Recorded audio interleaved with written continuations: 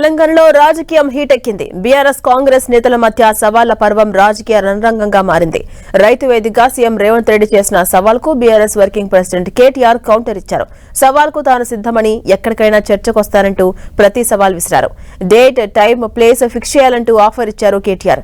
రాహుల్ వస్తారా, రేవంత్ వస్తారా అంటూ కేటీఆర్ ప్రశ్నిస్తే వాళ్ళ అవసరం లేదు, నేనే వస్తానంటూ మంత్రి జూపల్లి కృష్ణారావు రిప్లై ఇచ్చారు.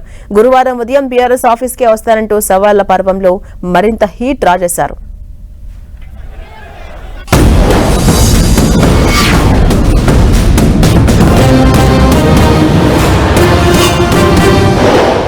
ముఖ్యమంత్రి విసిరిన సవాలుకు నేను రెడీ.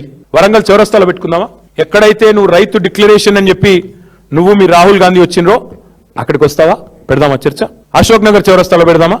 2 లక్షల ఉద్యోగాలని చెప్పి రాహుల్ గాంధీ డైలాగులు కొట్టిన అశోక్ నగర్ చౌరస్తాలో పెడతావా? దేని మీద అయినా సరే. టాపిక్ నీ ఇష్టం, ప్లేస్ నీ ఇష్టం, డేట్ కూడా నీ ఇష్టం.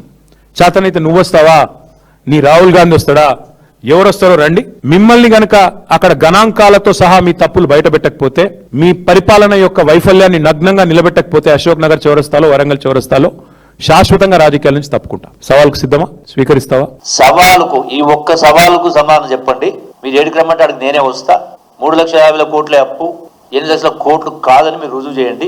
మా పత్రాలు అవసరం లేదు. మీ ప్రభుత్వంలో శాసనసభలో ప్రవేశపెట్టిన పత్రాల లెక్క ప్రకారమే రుజువు చెయ్యండి.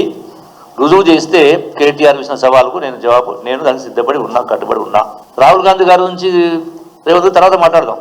ముందు దీనికి సమాధానం కావాలి కదా. ఇప్పుడు నేను చెప్పిన లెక్క అబద్ధమైతే నేను ఈ రోజే రాజీనామా చేస్తా నా ఎమ్మెల్యే పదవికి. మళ్ళీ కేటీఆర్ వస్తాడా, హరీష్ రావు వస్తాడా? బీఆర్ఎస్ పార్టీ అవసరపడి నేను వస్తా.